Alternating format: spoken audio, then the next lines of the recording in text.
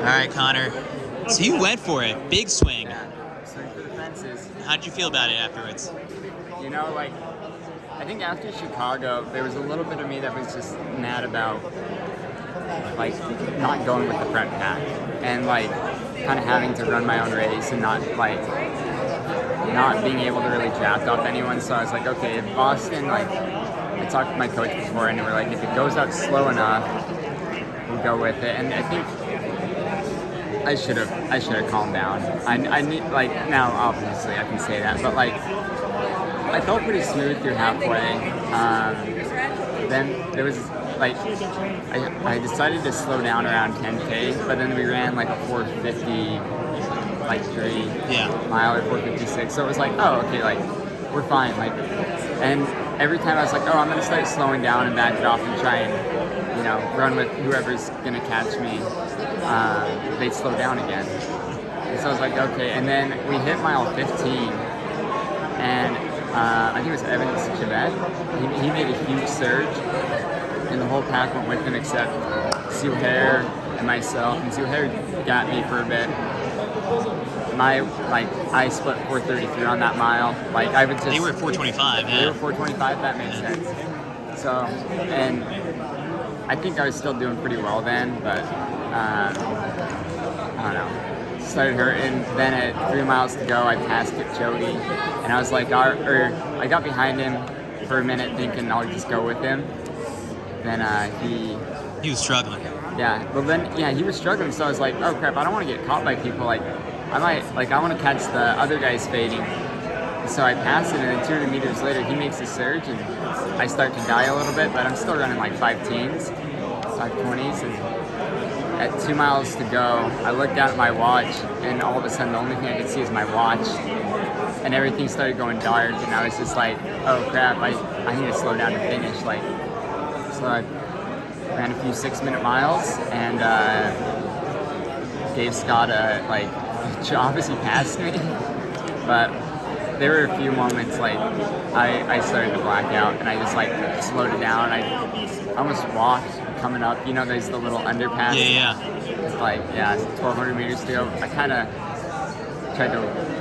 I didn't walk, but I pretty much did, like going up that thing, because it went dark in there and I couldn't see anything, and it was like, okay, just like gotta finish.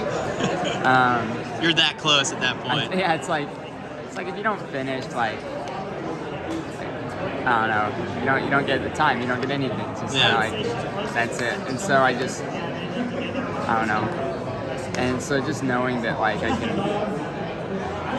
I had to finish, just kind of that became the new goal. And it was really tough with about 1,000 to go when Scott passed me, and when Matt passed me with like, I don't know, 400, 200 or whatever. Like that was pretty tough, because it was like, man, I know I had so much room on these guys, like, and I knew I was running, like, I thought I was going to run 206 today, and I think had I paced it a little bit better, it was a possibility. You never found yourself doing the math, like while you were up with like Kipchoge and the leaders, that you guys were like at 201, 202 pace. Yeah, I knew we were going too fast, but it's so downhill those first 3 miles, and I had heard, and it just ended up being more of a rumor, but that Kipchoge was going to chill the first 10K.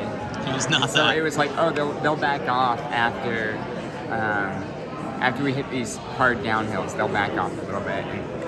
And, I mean, I don't know, 430 pace down some of those hills is easier than 5-minute pace up Heartbreak. So it's just hard to like be like, okay, like you don't want to lose time on the downhills. And, I don't know. I think it was just also another big thing was it was windy, and it was like by the time I realized like Fauble and Matt were back there, it was like they were so far back that it was like I don't want to slow down and like have them catch me so we can share the wind. I want to, you know. Plus, every time I seem to do that, I always end up being the one who has to do the brunt of the work. So I was like, I'll just sit behind these guys. And I don't know. Had we gone out at 63, I think it would have been a lot better for me. But yeah. So when you look at sort of like that race and how it played out, it's totally different than what something like the Olympic trials might end up being, right? Like you're not going to take it out that aggressively. You take the East Africans out of it, like you would just find yourself running at a much more comfortable pace, right? And so in terms of like I guess the coolest part is from a race like this is seeing that someone like you is like, you know what, I'm not here to just be top American. You wanted to assert yourself as high as possible. Right. I mean, the goal was top 5, top 3 if I could. Get the Olympic qualifying get thing. that Olympic standard out of the way, and it's like, it's a race. Like I don't know. Like you want to race. You want to be up there. You want to be at the front. Like it's not.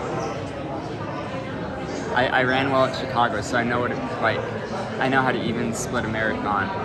That's not what I was trying to do. I wanted to win. You know, like win, quote unquote. Like I wanted to put myself up there essentially and compete. And you know, maybe if it wasn't following my coach's plan exactly, he said don't go any faster than 440s on the downhills or 440. But it was like, if I run 436 and I have people to block the wind, that's going to be better than running 440 and I'm in the wind on my own. So wait, when's the track training start? You're going to take 2 weeks off or something? Yeah, I think I'll take 2 weeks off and then track will start. So nice. Then try and make those teams. Yeah. All right, Connor. Well, I appreciate you taking the time. Good job out there today.